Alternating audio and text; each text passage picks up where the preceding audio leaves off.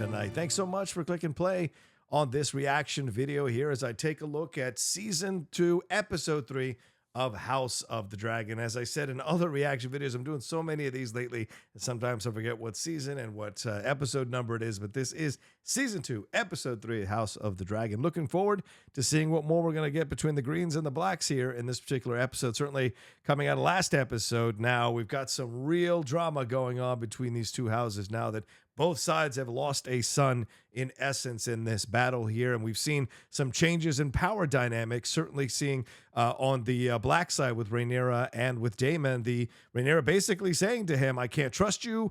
I don't know if you'll be here for me and have my back through this battle. And I don't even know if you'll accept me as your queen if I become your queen.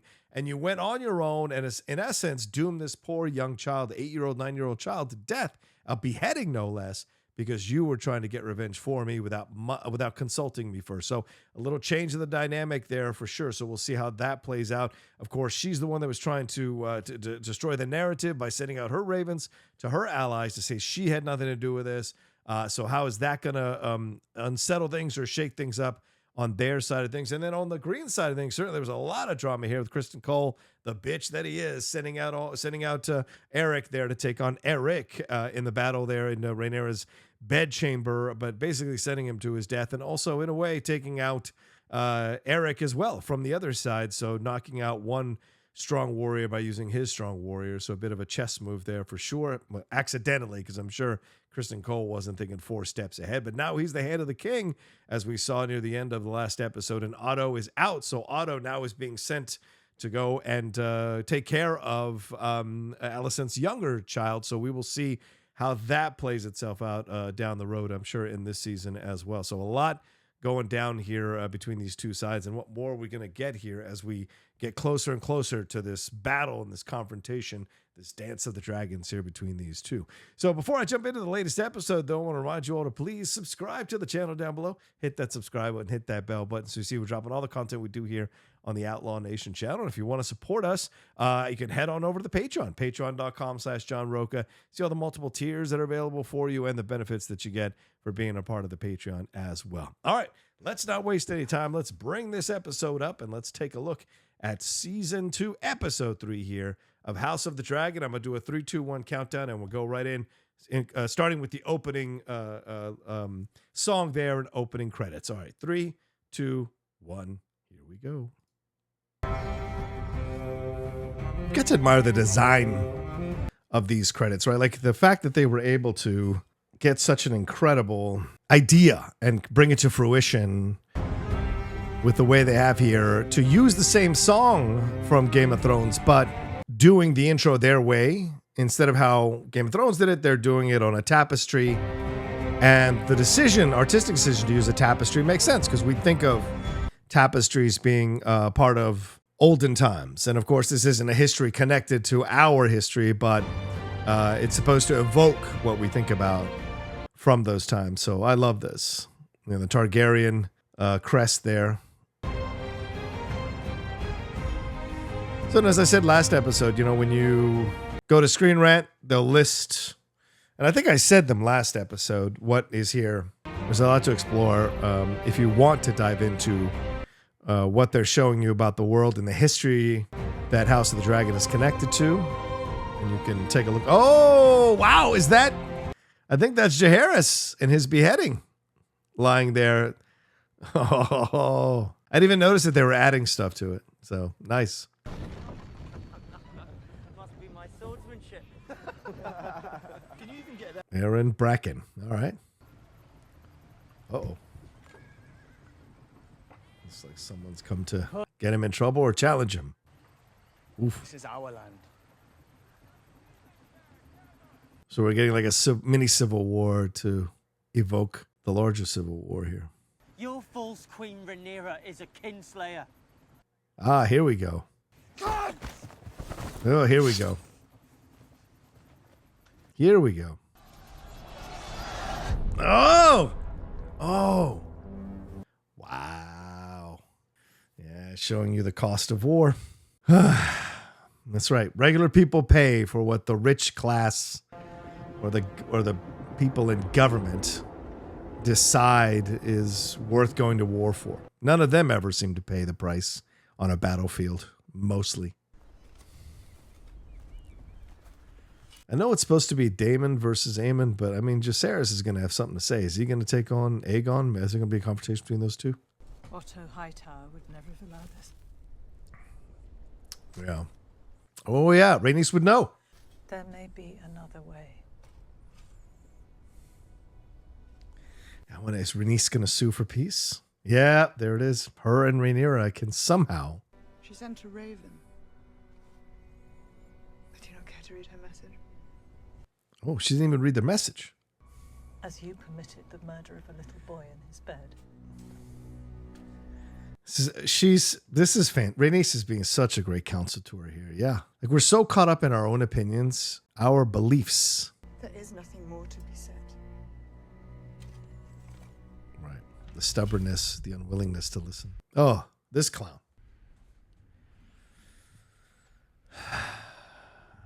You coming up with a new excuse to explain why you did what you did? Oh, yeah. They're all going to disrespect him because of what he did to Arik.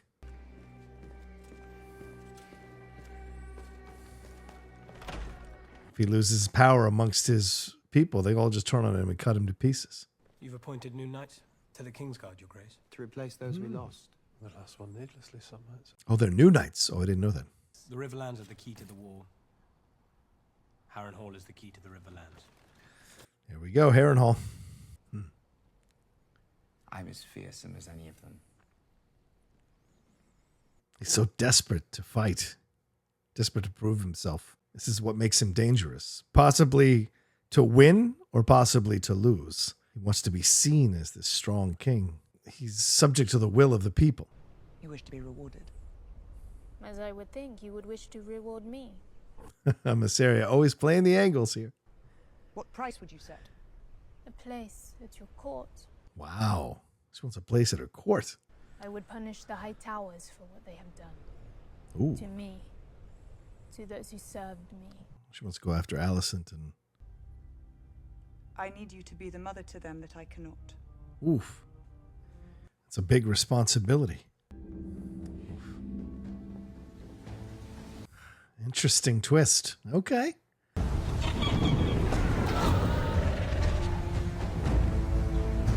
Oh, this is Caraxes. Okay. Ah, look at this shot. My God.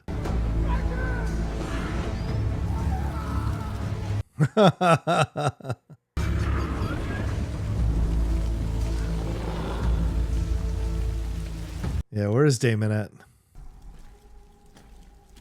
This almost reminds me of BVS when they go into that factory.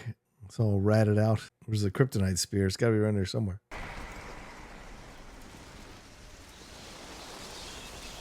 Oh, bats! Speaking of BVS. Wow. I mean, there were clearly people there because they all ran from the dragon, so...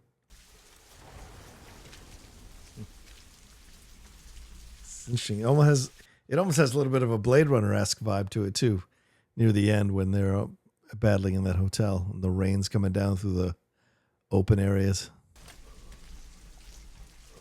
Oh, oh damn! Here we go. Huh. I'm claiming Harrenhal. Wow! You got there first. Supper is venison with black cabbage and peas. No red currant. Of course, his pledge is about as strong, to use a better term, as his needs let it be. It was the first fire here since Balerion ended the line of Harren the Black. Ooh, there's a reference. So no, you will find no loyalty to Larys Strong here, my prince. Your Grace. Your Grace. The answer to that is lost in time. This is interesting. More of a contemplative episode here. People should obey their liege lord, whatever his condition. Perhaps the presence of the crown and a dragon will sharpen minds round The irony that he's the one to tell them that they should respect their liege lord when He was horrible to his own brother. It's a big chair made of swords. Where are we going to now? Is this where... Oh, is this Kristen Cole and them marching out? Oh, there it is. There he is. Oh, gonna get jealous, Kristen, are you? Don't be jealous. So, Kristen, may I present my brother? Sir Oh, there you go. Arrived. Brother.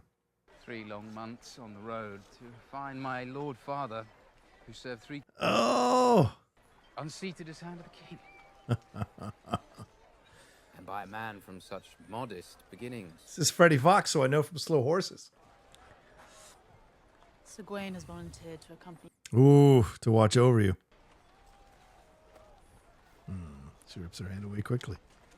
Your Grace. She gives it with no love, no affection.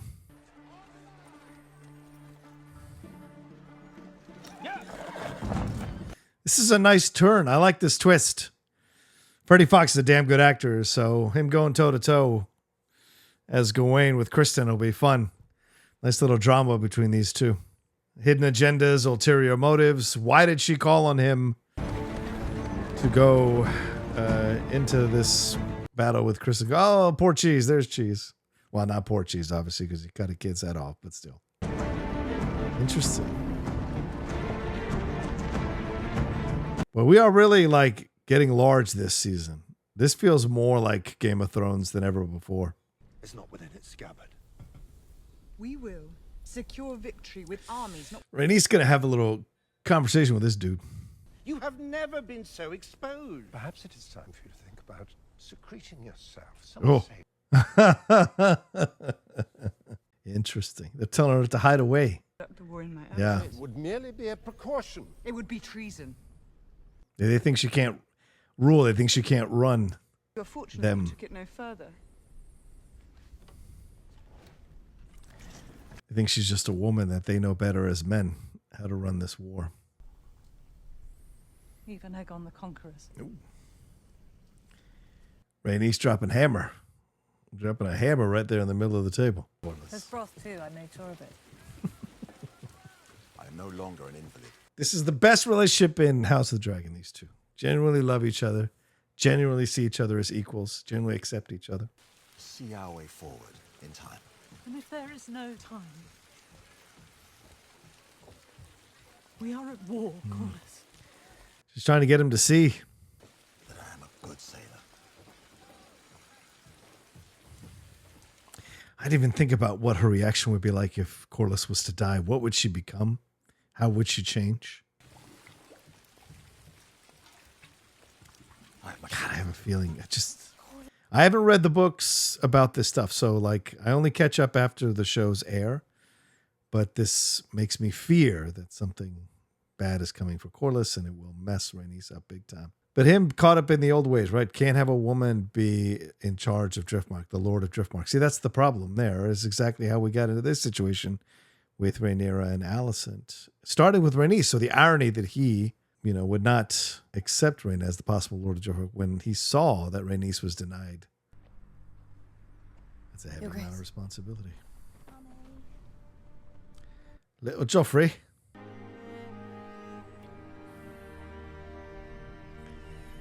She's sending the kids away so they remain safe. It's also a good plot device to send the kids away.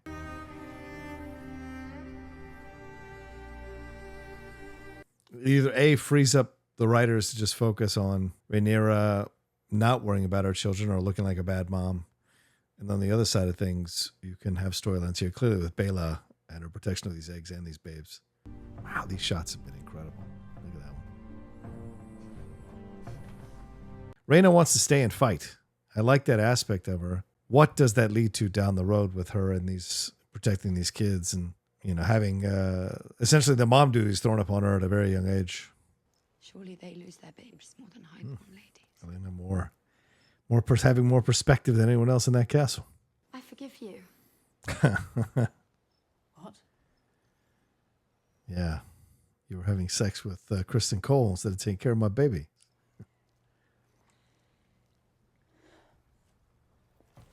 So she's not going to turn her in. Stir the passions. Aegon the Conqueror reborn. Just get on with it. You are the company you keep. I was given the Conqueror's name and his crown, so I shall wear his armor to war. He won't listen. So the Queen Alicent may reign in his absence. Oh. With Prince... Oh, Laris. Shall we escort you to the Dragon Pit, Your Grace? He's talked him out of it. He's talked him out of it. You're sworn to chastity now. Of course, Your Grace. Wow. Wow. Interesting. What if he becomes like a Henry V, but in reverse, like a Henry V that he's actually learned the errors of his childhood ways and now is even a more vicious king? Oh, this area. Here we go. What's the white worm got? I read some reviews that said this guy is going to be a big deal in the show. So keep an eye on this dude. Remember him last episode? He's the one that came up on the rat catchers who were hung up there and asked what was going on. 1,000 apologies. Please, continue. No, I really should. What? I'm the son of Balon the Brave. Is he? To Prince Daemon. Or is he saying that shit? How do you know what they look like? He speaks truth right enough. Look, you can tell. Uh-oh. At the pleasure of the crown! So he did go out with him. Drink the wine, Come on,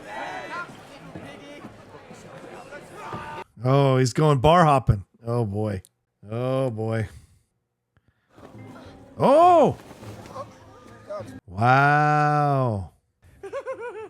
You have come so far. Oh, that's right. That's what they used to make fun of him when he was a kid. Jesus. I mean, respect. Your squire is welcome to her. You and Mitchell is in some fantastic shape, my lord.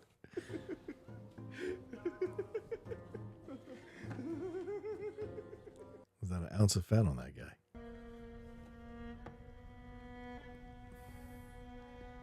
Oh, she's gonna read Rhaenyra's. She's gonna read Alicent's message. Oh. Oh. Of course, Gawain's going on ahead without him. I assure you, my nephew will not begrudge me a night of comfort. What is he seeing? Oh shit. If it soothes your brow, Cole, we will. Oh shit. First light. Or if their wine is good, perhaps a little after first light. Oh. We're exposed. What? Is this Bela? Cole? Get to the trees! Yeah, it is. Oh. Ah. Here she goes. Nice.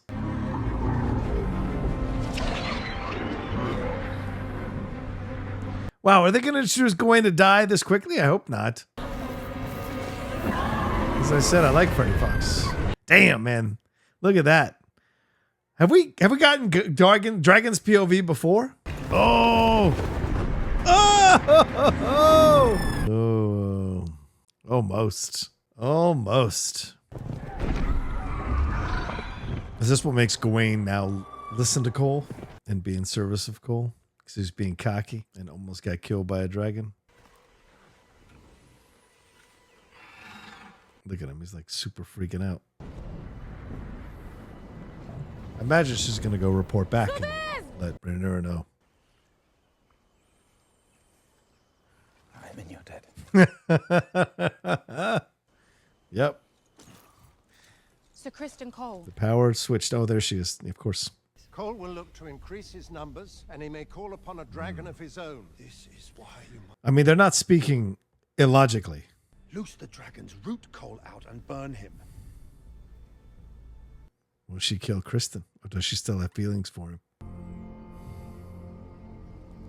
Who comes to talk to her? Will it be Rhaenys or will it be Jacaerys? Oh no, here we go. We're back at Harrenhal.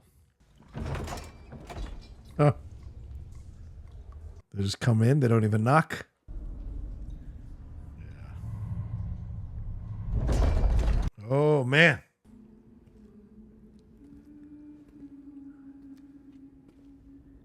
I hear someone singing. Is someone singing for real? Humming. Okay. Always coming and going, aren't you?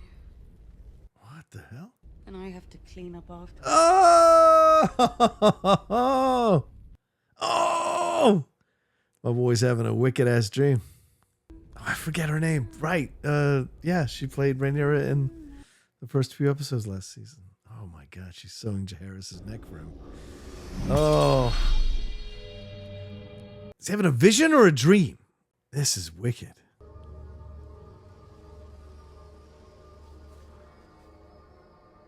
Oh, she's a witch. She was there when he walked in to Harrenhal. Remember, she's the one that came in and didn't bend the knee. You will die in this place. Oh, whoa.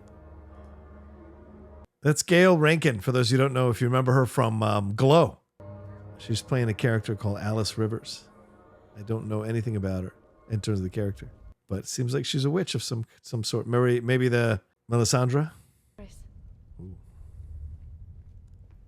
And Linda's giving information to Saria. There is one place Alicent goes. Oh. Outside the castle walls. Is it the candles? Oh, no, wait. I yet find her alone.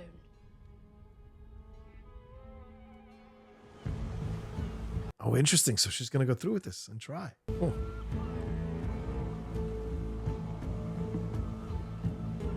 Does she go with no guard? Does she go with Mysaria? Oh. She does go with a guard. Interesting. Right, because who would recognize her, right? Only the people who actually would know her would recognize her. She's almost dressed like, what's her face? Hannah Waddingham was for her episodes in Game of Thrones. Was it a member of the Ravens? Or what? Yeah, exactly. The church there that Jonathan Pryce was the head of. What's the church again? The Church of the Five-Pointed Star, something like that. I forget what it's called. It's been a bit since I've had to memorize this one.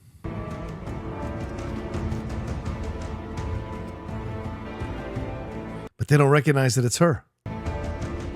Oh, they don't recognize that they don't know her, rather that, she would walk with them even though they don't know her. Yeah, I was going to say the candles, where she goes to light the candles. Yep, makes all the sense in the world. But how will she be able to, be there alone with her? She'd have to wait for the right moment. But maybe they leave the queen alone. So how would she sneak in to talk to her? Oh, here she comes. Interesting. I love this. This is great.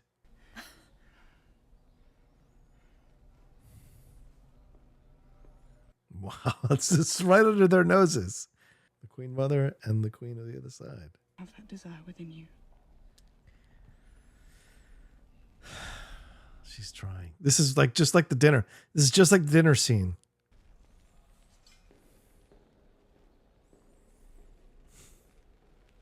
This is fascinating.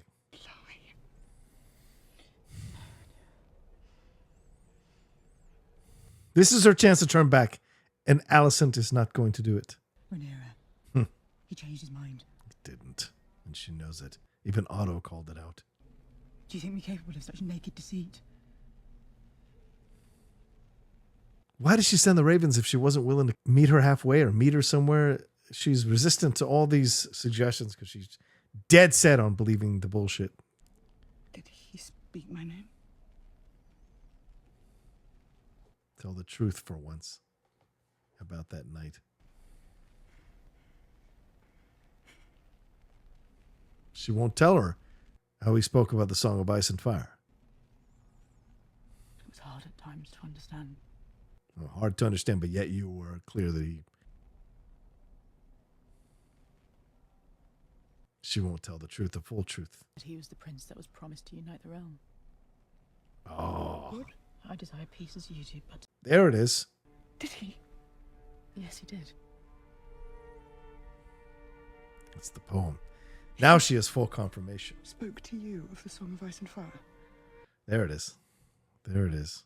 It's a story he once told. About Aegon the Conqueror. Now will Alicent... He wasn't talking about your Aegon at all. Will you finally see it? Or will you commit to the war?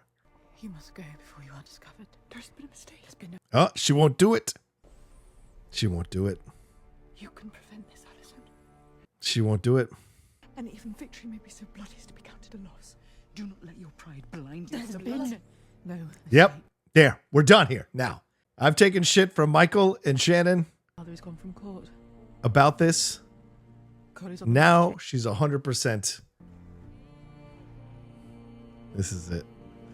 She is now actively choosing. Yeah. She's actively choosing to commit to the war. It's a little weird that she sent the Ravens and not figure out some path to peace with her, but she says it's too late now. So now Alicent, this is on Alicent's head. This is not on Rhaenyra's head.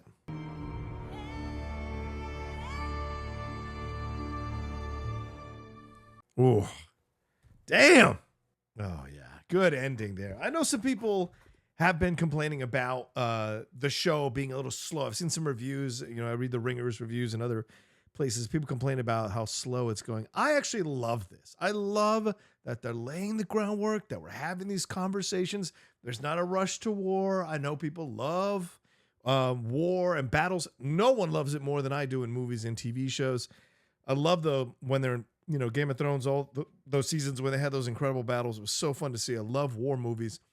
But I also enjoy intrigue and conversation and human foibles and human mistakes and the tragedy of misunderstandings or the tragedy of going that it's gone too far and there's no turning back. This fallacy that there's no turning back. There is always an opportunity to turn back if you're willing to take the heat for it and if you're willing to kind of march through the muck of it all to turn everything around. But she's not.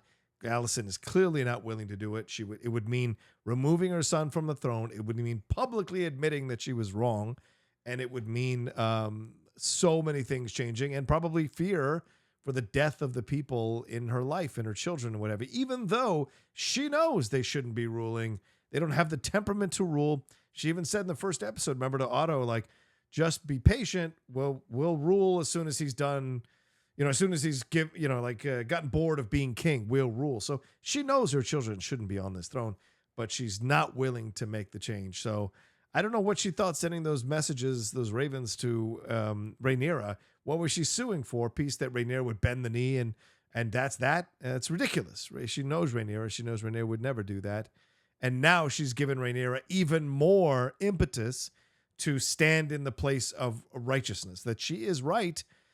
And she now has the information she needs because Alicent has surrendered the information about the Song of Ice and Fire. And now, and Rhaenyra made it very clear that Alicent misunderstood him completely. And now Alicent is doing this actively. Now she is actively participating under a fallacy that she knows is a fallacy in this battle. So we'll see what that leads to. It's going to be interesting. So some of you have probably read the books or read the histories and stories and you know what's coming next, but this is an interesting moment. And I don't know if this scene happens in the books, but I loved it for a good ending for this episode. But, Daemon doing his thing there at Harrenhal. What's that going to lead to? What is Alice Rivers' role in all of this? How is she going to mess with his head? She said, you're going to die here. What does that mean? Rhaenyra's council essentially trying to send her into a bunker so they can run the war without her and make all these decisions without her, which of course is nonsense. I love that Rhaenys is providing great counsel for Rhaenyra and bouncing off ideas and making her stay true to who she is and follow her instincts and follow her guts. And she's the one that was trying to sue for peace here. And maybe because she fears the loss of Corlys, as we see in that scene between the two of them earlier in the episode where she says, you need to understand what's happening here. I don't want to lose you. I don't want you to be ready to go to war, but she doesn't need you by her side, but I don't want you to go to war. I don't want to lose you again. Because remember, she almost lost him last season. So that is fascinating as a little motivation for Rhaenys. As I said, that's the best relationship on this show. But we see Aegon giving in to his worser impulses when he wants to, doing that bar hopping that he does there for the young squire, and then coming upon Aemon and embarrassing him, flat out embarrassing him, and Aemon having the save face there and toss her away, saying, one whore is as good as another. And so what is that tension going to lead to between the brothers? Is going to be fascinating to see, because we know that Aemon did not want to kill last season, kill Luke on that dragon.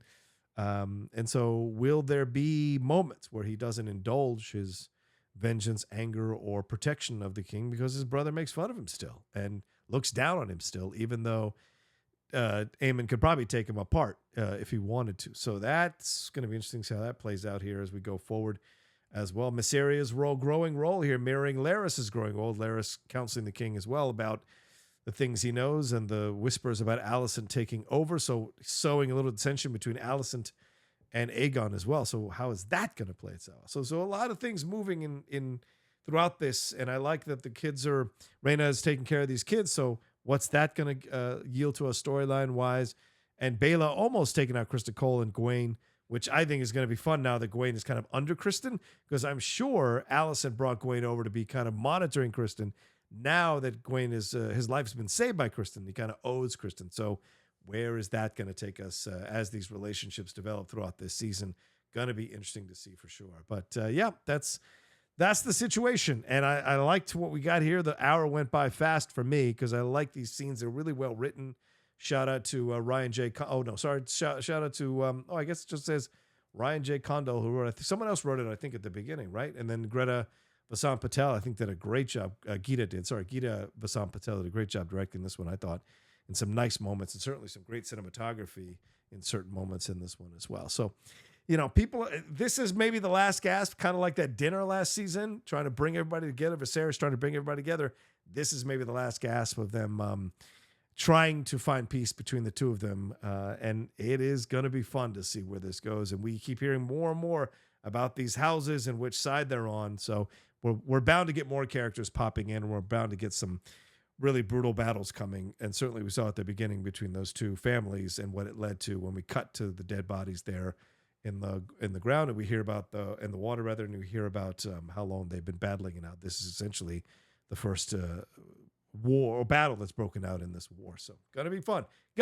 I liked it. I know some of you wanted more action or whatever, and I appreciate that, totally respect that. But for me, I like this kind of stuff because now we're building. So when the payoff comes with the battles and the deaths and the shocking moments, we've had all this groundwork to build us up to this moment. So this is going to be fun to see. Well, what'd you think? Did you enjoy it? Did you like this episode? Did it work for you? Did it not work for you? Let me know down in the comments section below. What scenes stood out to you? And for those of you who've read the books, try not to spoil anything underneath, but maybe hint at what things may be alluding to down there. Give me a little information on all of this. Of course, I'll do my own research, but I always like to hear what you guys think, and your opinions, because a lot of you are really well read and steeped deep in the lore of Game of Thrones and this House of the Dragon story. So let me know all of that down in the comment section below, and what your favorite scenes are, favorite moments are, and what you think is coming here, and how it's veering away from the books. Some of these storylines be fascinating to find out for sure. All right, well, there you go. Thanks so much for watching this reaction video. Appreciate it madly. Please remember to subscribe to the channel down below and hit that bell button so you see when we're dropping all the content we do here on the Outlaw Nation channel, and subscribe to the Patreon, patreon.com/John Rocha. Had a wonderful hangout with the patrons today before I started recording this. So always love hanging out, and new people coming in is always welcome. And you can see the multiple tiers there at the Patreon to join in the benefits that you'll get out of it. And look for our review. It'll probably just be me and Shannon this week, as Michael is out of town, reviewing House of the Dragon this episode. So it'll either be out by the time you watch this, or it's coming. So look out for it, depending on when things are scheduled here on the Outlaw Nation. All right, that's it for me. Take care of yourself. Here we go, getting closer and closer to these battles as things are moving into position. And I'll talk to you next time with another brand new reaction video here on the Outlaw Nation.